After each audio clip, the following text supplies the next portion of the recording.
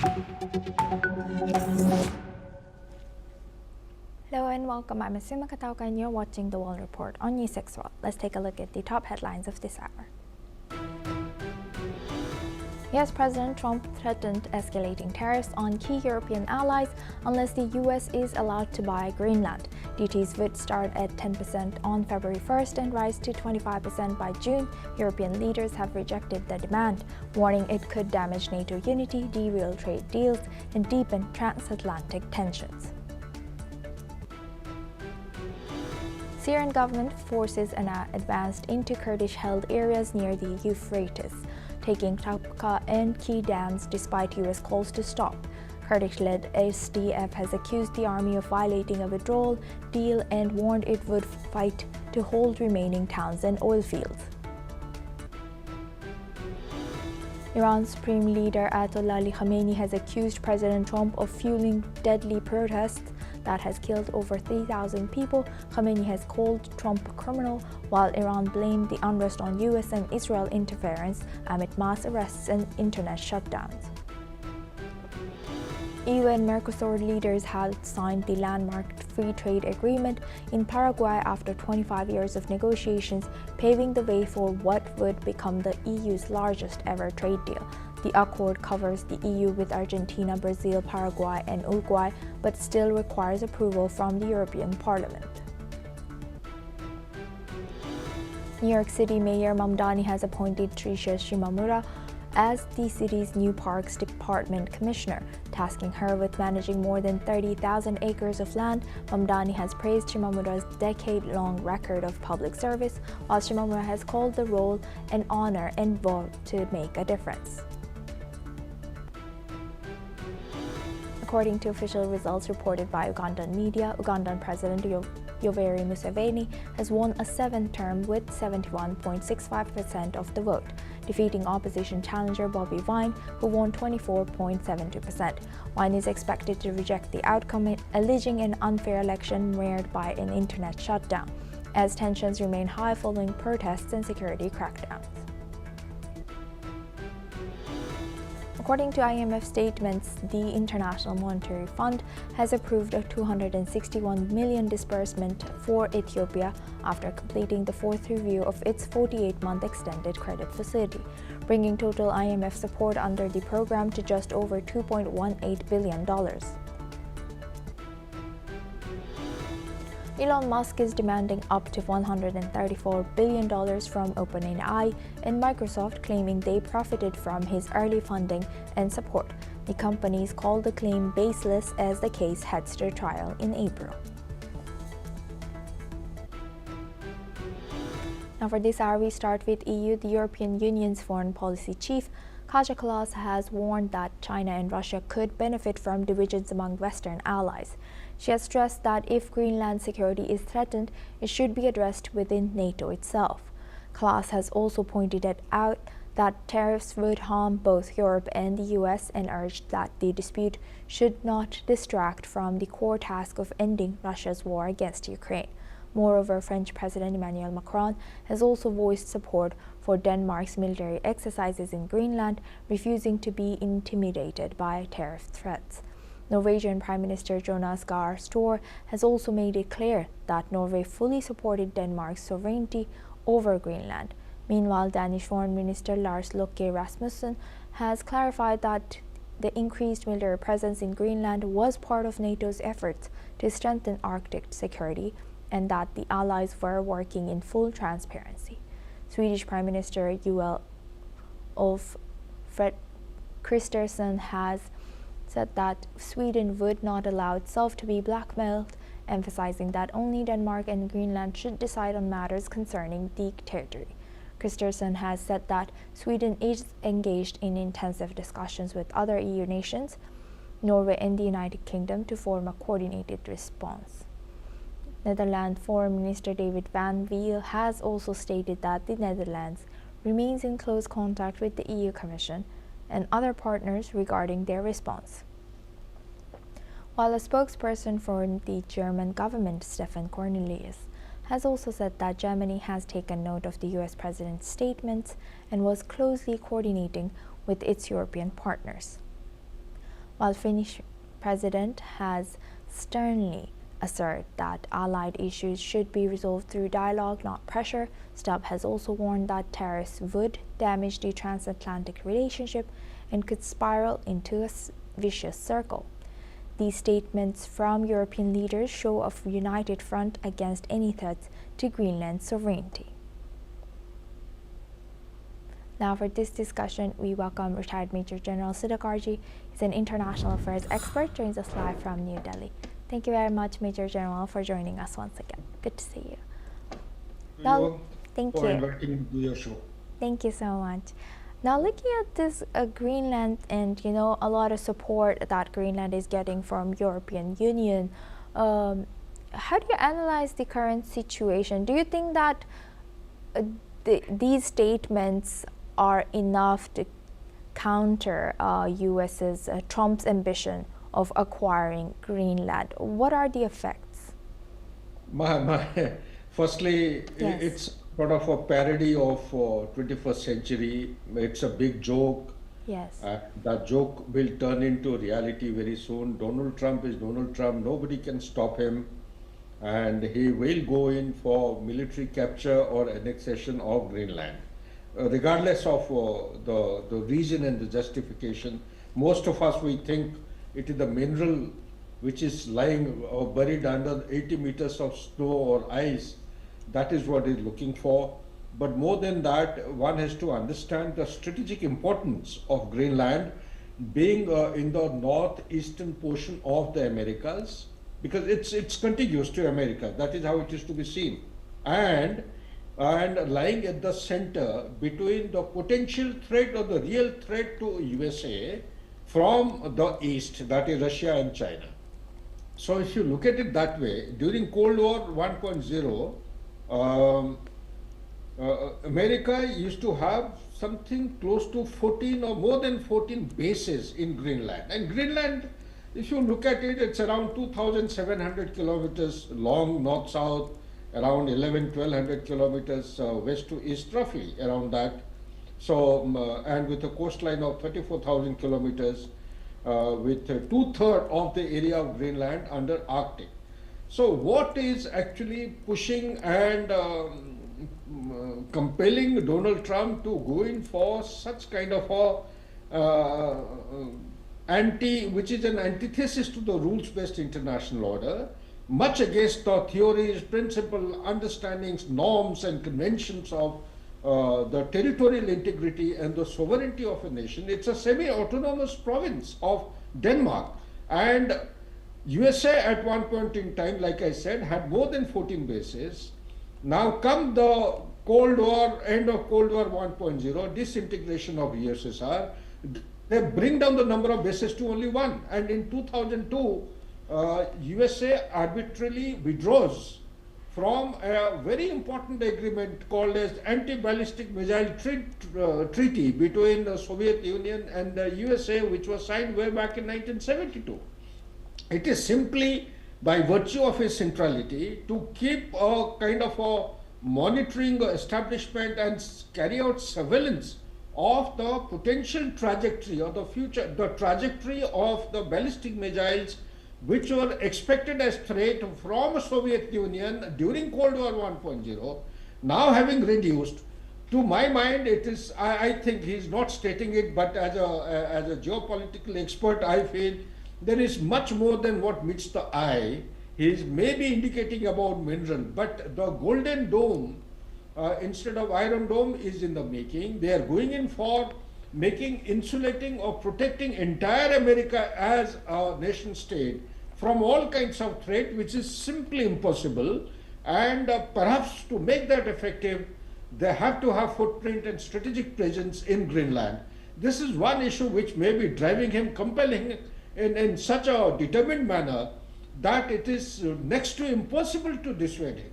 So under these circumstances, NATO forces are very far and few. As on today, we have 50 people who are 50 soldiers from a couple of countries. There are 8 NATO members who have participated, sent their representatives, and for against whom Donald Trump has already announced 10% of tariff to be imposed. UK happens to be one of them. France is there. Germany has sent the troops. So likewise, the gradual mobilization of mind and a physical contribution towards our consensus response against America is growing in the world. NATO alone is not good enough. The entire world has to come together, in my opinion, and resist against violation of the sovereignty of a nation or semi-autonomous state under a particular nation, and also disregarding the territorial integrity, the way and the manner which Donald Trump is trying to extend his authority and supremacy is not acceptable in the world order today. It has to be stopped. It has to be nipped in the bud. If we don't do this, it will set course for any country everywhere in the world. Whichever country is dominant in that region, they will continue to practice and keep quoting this precedent. If USA could do, Putin has done for Crimea, and also 20% of land of Ukraine has been captured by this thing. Russia went into Georgia way back in 2004, 2008. So why not us? This will become a very, very, I would say, unwarranted, undesirable precedent in the world order, which will be highly dangerous and will be fraught with criticalities of frequent breakout of hostilities between countries. So therefore, I would only urge that instead of dominating the world, let the new concept start in the world order, that you engage with the world. Being a global power means you need to engage. Diplomacy and dialogue is the answer. Conflict is not the answer. Confrontation is not the answer. These are my personal views. They may be at variance with others, please. Back to you, Asuma. Right. Thank you for sharing that extensive knowledge with us. Major General, please stay with us as we welcome back on our next story as well. Now, moving on to Middle East, the Syrian Arab Army has said that it has captured the Tabqa military airport, also known as Al-Thawra Air Base, in Raqqa province from Kurdish-led Syrian Democratic Forces. This comes after the Syrian army previously announced that it had begun entering the city of Tabqa in Raqqa province, adding that it was encircling the Kurdish forces at their military airport. The capture is part of a broader government offensive onto northern Syria aimed at restoring central control over territories held by Kurdish forces for over a decade. Meanwhile, the United States Central Command has urged Syrian government forces to refrain from attacks in the area between Aleppo and the city of Tabqa in Raqqa province. While the Syrian government claims full control, Kurdish authorities initially denied some of these losses, reporting ongoing clashes and accusing Damascus of violating previous withdrawal agreements. Now, for this discussion, we welcome back retired Major General Siddha Karji. He is international affairs expert, joins us live from New Delhi. Thank you very much, Major General, for staying with us. Now, can you tell us why is this again a flashpoint, another flashpoint, this Tabqa area in Raqqa province, and what's the, we just saw that it seemed like a Syrian government or al-Shara's government was including Kurdish or trying to warm up their relationship with Kurds, and then this happens again. And now, how will this affect the Syria's current government relationship with once again Kurdish people, minority over there? Asuma, without going too much into history, I think in your shows I have gone quite deep into the history of how the Kurds, they have been demanding an autonomous and independent state, and Kurds are distributed, all over. You have in the northern Iraq, in Turkey, you have Syria, they're spread all over. And they have a historical demand, aspirations. They have been assured that there will be a kind of autonomous state, but it has not happened. So there have been, the expectations have been belied to large an extent by the international order. And so be that as it may, the current situation is being driven by the superpower, the global power. Wherever there is, gradually there is a legitimization of non-state actors in the world order today. Whether you talk about Afghanistan or talk about Bangladesh or you talk about Syria. So we have started legitimizing in 21st century, whether you like it or not, in times ahead. Don't be surprised if the proxies of Iran call it, Houthis and Hezbollah and Hamas and Hadil al-Saib also would be gradually legitimized after Iran becomes a democratic country. Maybe for all you know, it may happen that way. So without speculating too much, at the moment, USA behind its hegemony and all activities related to dominating, reviving its dominance in the world order, trying to rejuvenate the dollar, which will not happen. It's in a declining mode. De-dollarization is in full swing, and it will do them good to admit that USA is a declining power as of now, and they should gracefully make way for those countries who are coming up and make way for the new turn of events in the world order, accept them with grace and with harmonious gestures, welcome them. So instead of that, if they start confronting, unfortunately, the history has taught us they have to go through the journey of decline, and some new powers will come up, maybe the multipolarity or polycentric world, whatever. But the fact remains that there is a requirement of a steady inflow of wealth into USA to survive as a global power or as a superpower. This is the statement which needs to be underscored and understood by everyone. If the steady inflow of wealth doesn't take place, it is already 38 trillion that you, me, and a couple of other people on the media platform talk about is a debt. It's a huge debt.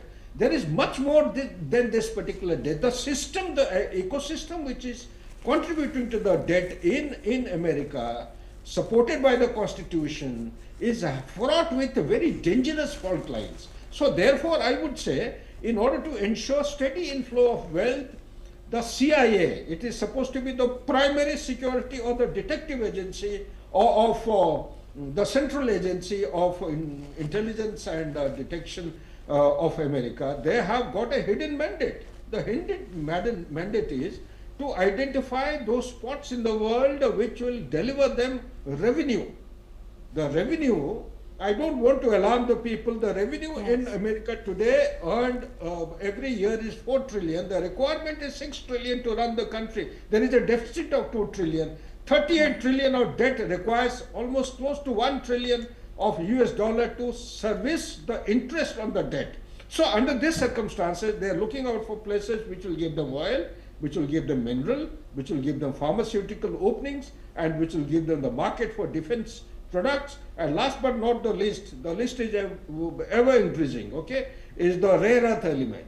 This is the new oil of 21st century. Syria is known to have very high good quality of oil, less sulfur content, less acidity. Therefore, you have American troops there. Regardless of what is happening today, he has brought in this Al-Qaeda or ISIS leader and made him the president. He is the one who is pro-Kurdish. He is the one who will negotiate, and I am hopeful and confident he will make sure that the conflict doesn't erupt between the Kurdish and the American troops or the Syrian troops. The Syrian Democratic Forces, or whatever name you call it, they are hell-bent upon capturing the area of Kurdish area and taking them under their hold, which is unlikely to happen because there is a contradiction which is emerging.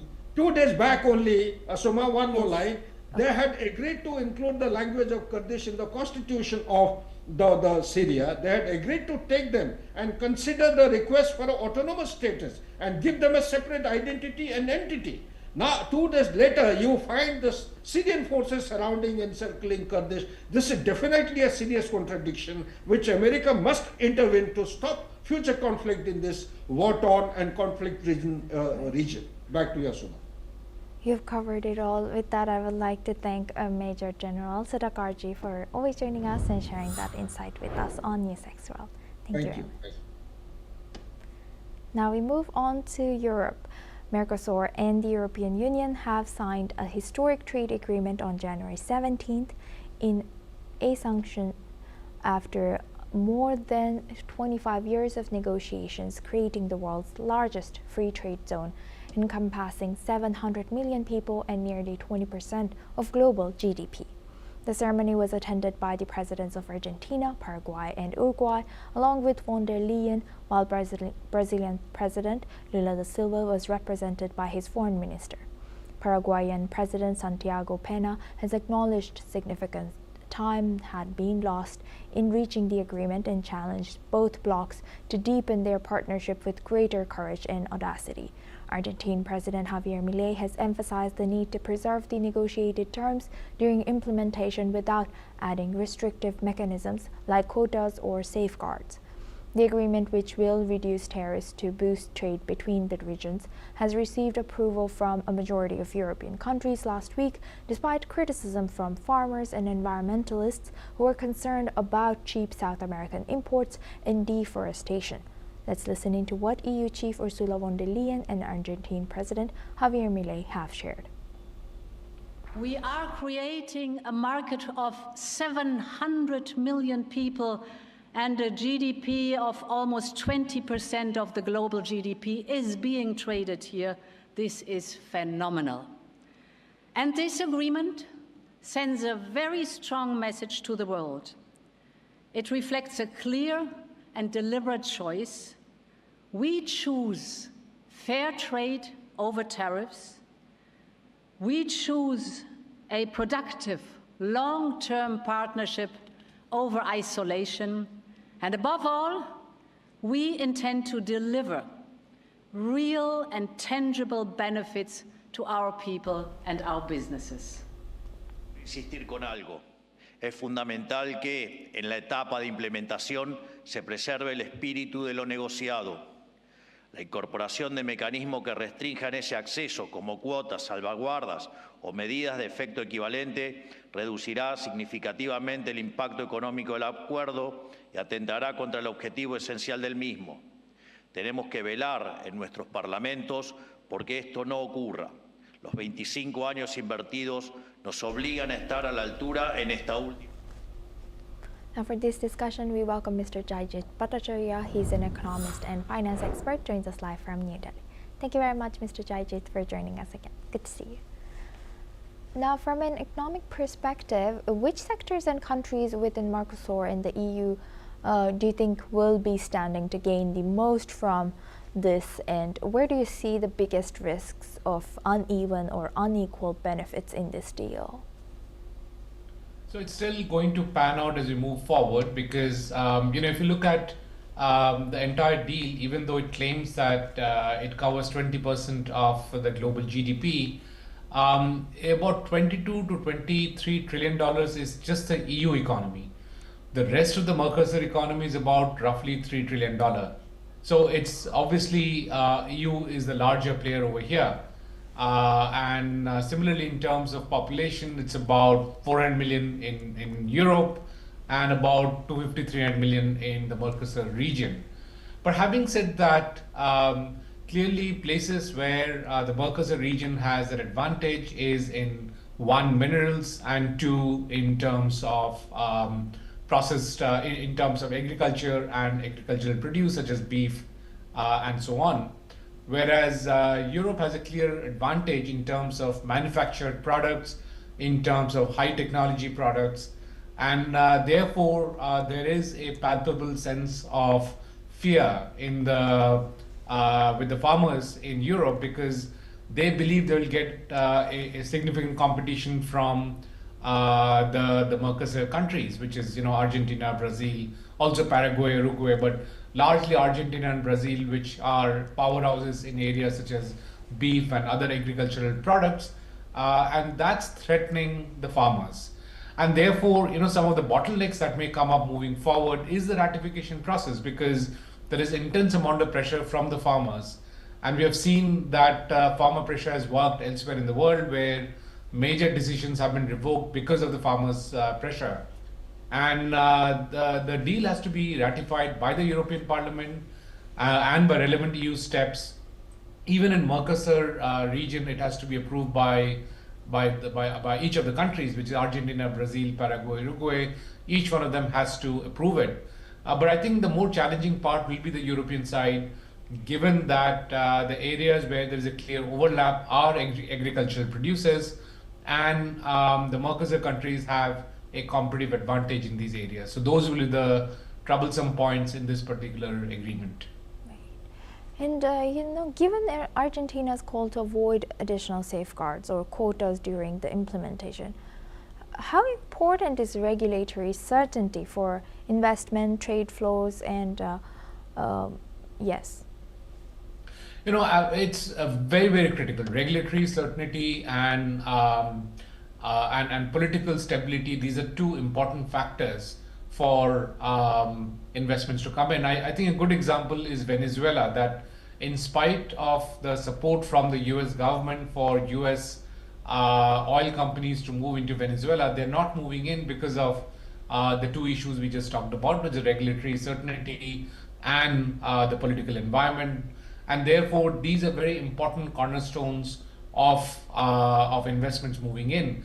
But having said that, largely the Mercosur region has been stable, except for some issues in Argentina, which also seems to be inching towards stability overall. Europe has been mostly stable, except for very small distractions and obviously the war going on with Ukraine, which is outside of the EU region. Now, with those circumstances, what we will see is that suddenly the Mercosur region becomes a good place for targeting the European market. So a lot of investments may move into the Mercosur region in order to target the European market. For example, if you look at Indian exporters to Europe, especially let's say auto parts as an example, they will get disadvantaged because of this particular deal, because of the EU-Mercosur deal, and therefore they may want to move their products from India into the Mercosur region, and that's a thought process that will be followed by many other investors globally.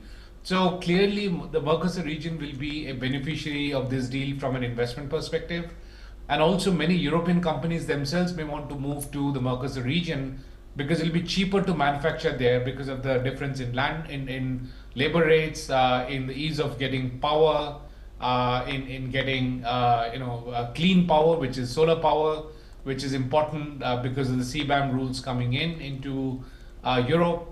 So we'll see a lot of investments coming into Mercosur region because of this deal, and given the fact that Europe is one of the largest economies in the world, so the Mercosur region will become a launching pad for many products into Europe, and therefore investments will move into the Mercosur region. Right. With that, I would like to thank Mr. Jayjit Bhattacharya for joining us today and sharing that insight with us on News6 World. Now we move on to Indonesia. Indonesian authorities have said that they have found the wreckage of a fisheries surveillance plane that went missing in South Sulawesi this week. However, the search continues for all 11 people who were on board.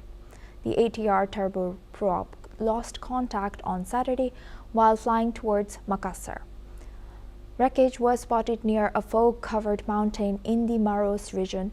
More than 1,200 rescue workers are being deployed. However, reportedly, the mission is hampered by thick fog and rough terrain. Meanwhile, the cause of the crash remains under investigation. Now we move on to our space news. NASA's massive space launch system rocket has arrived at the launch pad in Cape Canaveral, Florida, marking a major milestone for Artemis II. This is the first crewed mission to the moon in over 50 years. The 98-meter-tall rocket began its slow 4-mile journey from NASA's vehicle assembly building to launch pad 39B yesterday, traveling at just 1 mile per hour. The rocket was carried by a mobile platform under supervision of NASA employees and contractors. The Artemis II mission is expected to launch as early as February 6th after it completes a successful wet dress rehearsal, which will simulate the launch countdown and identify any issues.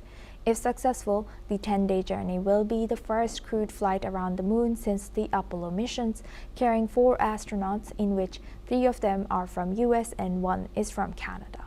While Artemis II won't land on the moon, it will provide valuable data to support future missions, particularly Artemis III, which could land on humans on the moon as early as 2027. During their flight, the crew will observe the moon's surface and conduct scientific research, laying the foundation for future lunar landing, particularly at the moon's south pole. That's all we have time for. Keep watching News6 World for more news updates from around the world.